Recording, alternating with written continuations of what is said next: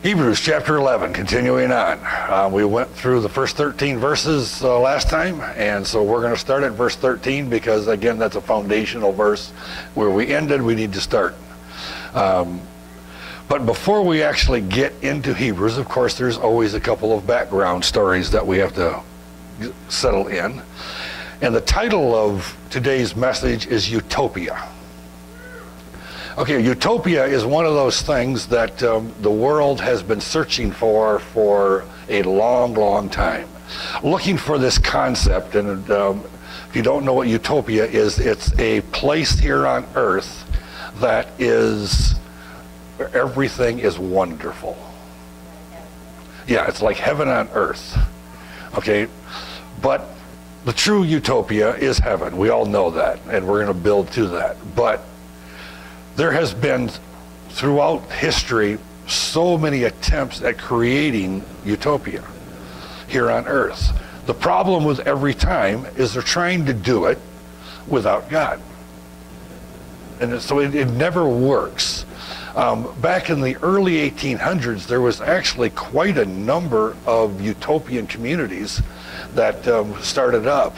And they lasted anywhere from a couple of weeks to 4 or 5 months on average, because it doesn't work. Okay. Now going back in history and in Genesis, this to me is the first genuine attempt at a utopian village, and that was the Tower of Babel. In Genesis 11, verses 3 and 4, they said to one another, "Come, let us make bricks and burn them thoroughly." And they used brick for stone, and they used tar for mortar. They said, "Come, let us build for ourselves a city, and a tower whose top will reach into heaven, and let us make for ourselves a name. Otherwise we will be scattered abroad over the face of the whole earth." And they were. But look at, "Come, let us. Come, let us. Come, let us." Over and over, that whole concept of we are going to do it. We are going to build it. And if you really stop and think about this, they're going to build a city out of making brick and using tar.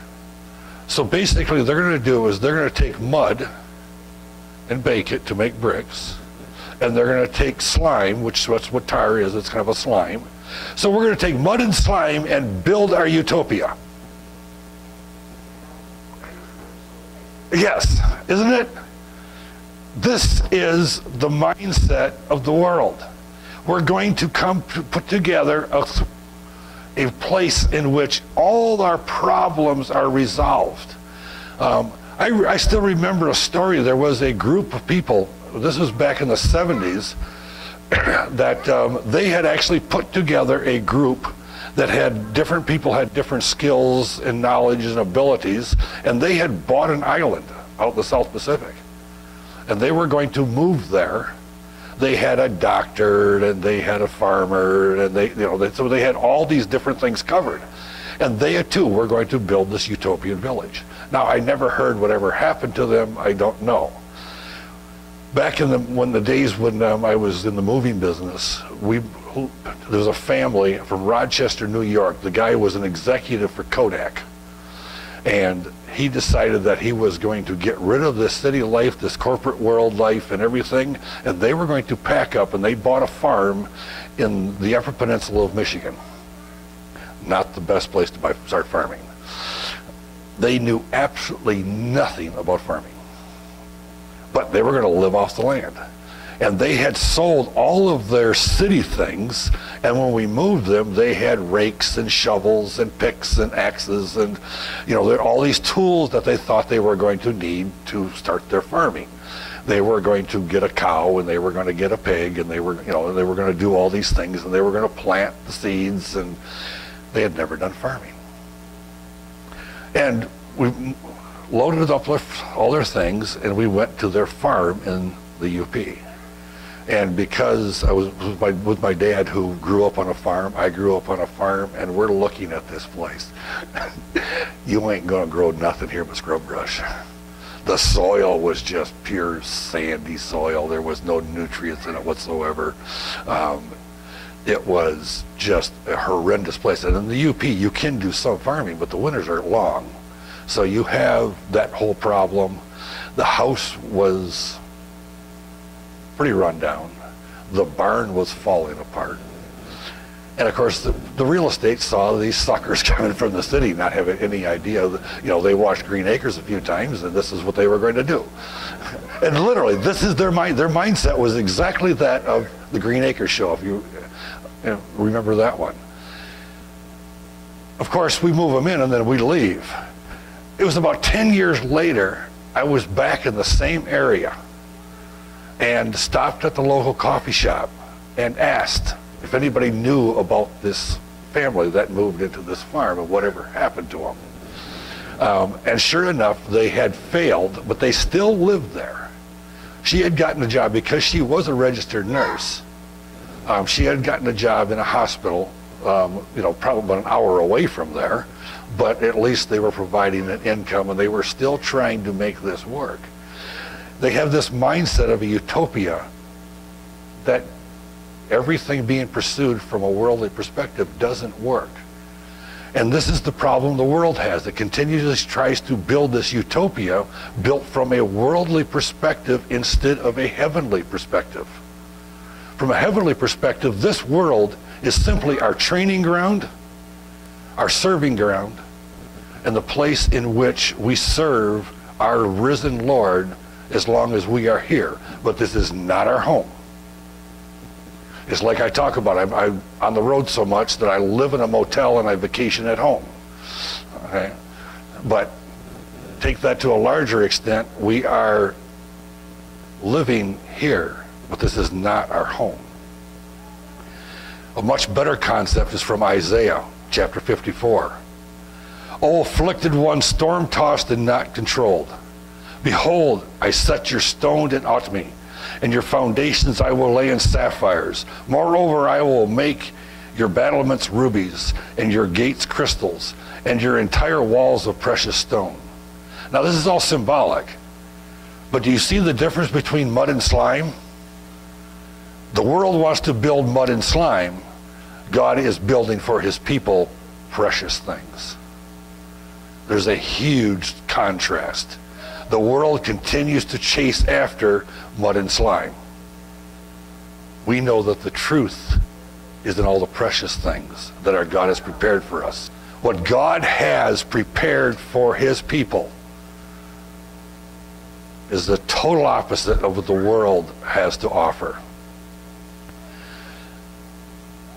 So now picking up in verse 13 where we left off last time. All these died in faith without receiving the promises, but having seen them and having welcomed them from a distance and having confessed that they were strangers and exiles here on earth. Those ancient saints were looking forward to a world that was not in this world. They were receiving these promises, the promises of the promised land. They knew that that wasn't the ultimate promise. That was simply a foreshadow of what was to come. And it doesn't mean God doesn't take care of his people here on earth. He does. We talked about that, the truck breaking down at the dealership. Okay? God does take care of his people. But this world is not our own, and the ancients knew that. They understood that. And that's why this whole concept of faith was demonstrated by their actions. It wasn't just faith that was like sitting in a chair. It was a faith that was genuine, based upon trusting God, trusting his word. In verses 14 and 15, for those who say such things make it clear that they are seeking a country of their own. And indeed, if they had been thinking of a country from which they went out, they would have had the opportunity to return. In other words, if they were thinking of, okay, and I'll give you a prime example without getting too many details to embarrass people. Growing up in your home, and all of us can kind of relate to this a little bit, and you had a good time and you had a good life, and let's base it all on that, and you had lots of wonderful memories, but you don't go back to that because you can't. It doesn't exist anymore. You can't go back to your former home, because it no longer exists. The people here understood that same concept. Now we had, I say, our first home, we said that we raised our children in, and we have lots of wonderful memories. But to go back to it, no. And basically because it's a dump now, but anyway, that's really what the world has to offer. You can't go back to that. We move forward to the kingdom, to the true kingdom. Verse 16, but as it is, they desire a better country, that is a heavenly one. Therefore God is not ashamed to be called their God, for he has prepared a city for them. Can you imagine God saying that he's not ashamed of me? He's not ashamed of you? That is a pretty strong statement. God is not ashamed of us. That is one of those that you really, again, you have to kind of let that sink in. He's not ashamed. That must mean there's a pride. Why? Because we have faith. That requirement of faith. We trust him regardless of the circumstances, because we understand that this life is not it. It is so much greater than that. This is just a short term compared to what he has for us. Verses 17 and 18, by faith Abraham, when he was tested, offered up Isaac. And he who received the promises was offering up his only begotten son. It was he to whom it was said, in Isaac your descendants shall be called. You see that line, his only begotten son? What does that remind you of? Yeah. You see the foreshadow? If that's not a foreshadow, I mean, I don't know what is. That to me is about as blatant as it comes. Abraham was called to demonstrate what God was going to do. Offer up his only begotten son. And Abraham, in faith, because he believed God, he trusted God, even though God had said, through Isaac your descendants will be blessed. Abraham did not concern himself, if I kill Isaac, God's promise is null and void. No, Abraham believed God. Now, that still is one of those faith factors that is beyond my comprehension. I cannot, I mean, I understand it intellectually, but I do not understand it from the heart. But God also knew Abraham. And here again, God does not test us beyond what he's prepared us for and provides for. Some of the other testings of Abraham, which are interesting. He was called away from his country and his father's house. And that was a pretty big deal too, because you don't just pack up and leave. You needed the protection of your family. When by famine he was forced out of Canaan into Egypt. He's called, go away from your family, go to this other country. This is the promised land where you're going to go to. And a famine comes, and now he's got to leave this country because, God, you're not providing for me. But in faith he still went. And when he was obligated to fight the kings and rescue Lot, fight 5 kings. And Sarah was taken from him by Abimelech. And that was partially his own deception and got himself into that trouble, but he also eventually stood firm, and yeah, he did it twice. See, that's because he didn't learn. Yeah, and he didn't learn the first time, so he went through it again. This is the thing for us all to remember. God tests us, we fail, he'll give it to us again. And it's for our own good, it's for our own building up. And of course, like we looked at, he was commanded to offer up his son Isaac. Verse 19, he considered what God was able to raise people even from the dead, from which he also received him back as a type. See, this is the only place in which it explains why Abraham was willing to offer up Isaac. See, because you can look back in Genesis where it's written, there's never this indication. But Hebrews tells us this little bit of the story that we didn't otherwise have. That Abraham believed God would, if he killed Isaac, God would raise him back up. Verse 20, By faith, Isaac blessed Jacob and Esau, even regarding things to come. And of course, we remember the whole story with Jacob and Esau and the feud that was going on with them and the pot of porridge and he traded his birthright for and all of these things. But in the midst of all of this conniving, all of this underhandedness, all of the lies, God was at work. See, because Isaac was the rightful heir of the first things. But Jacob was to receive them. And that happened again. We're going to see that with Joseph's kids. It was, God uses our sinful nature and still his will comes through.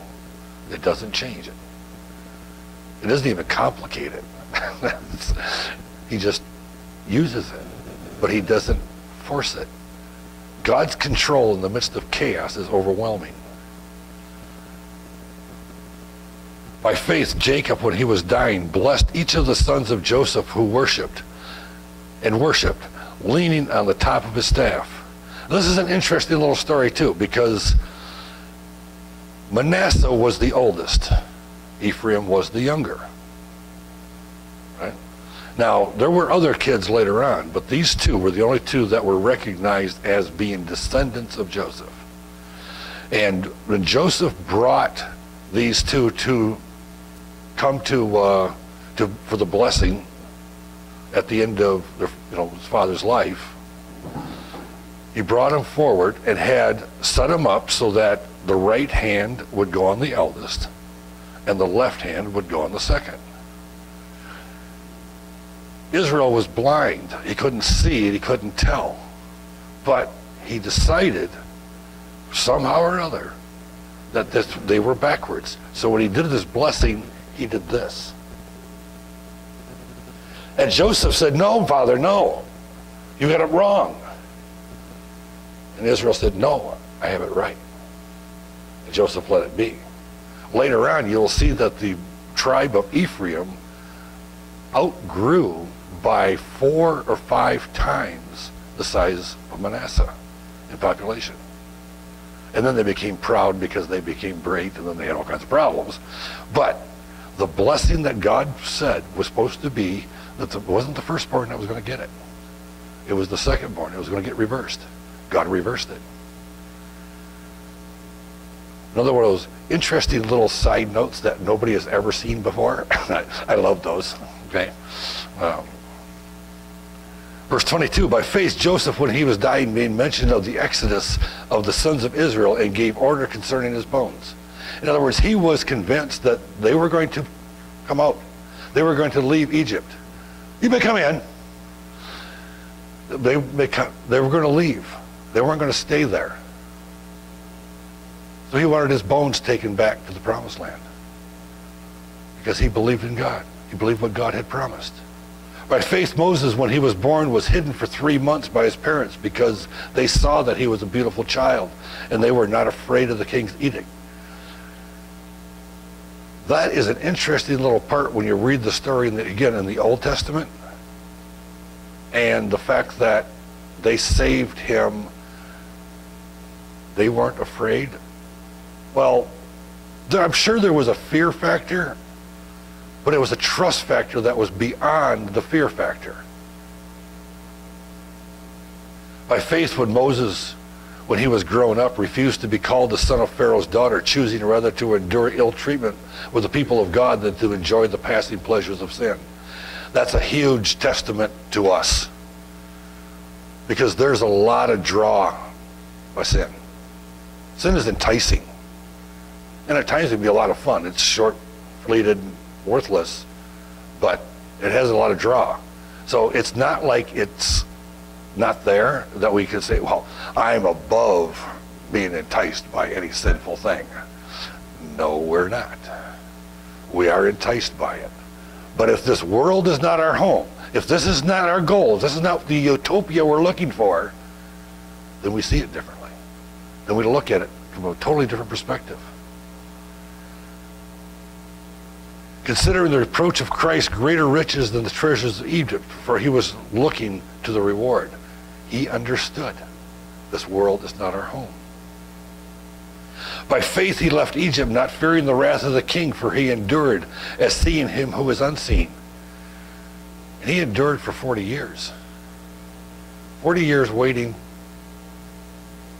And I don't think that during that 40 years he really knew what God's plan was. But God was training him. He spent 40 years in the wilderness because he was going to lead a huge group of people into the wilderness. So he had to know the wilderness. He grew up, he got 40 years of training in the best schools. So he had all this intellectual knowledge, but now he needed that practical knowledge. But he endured.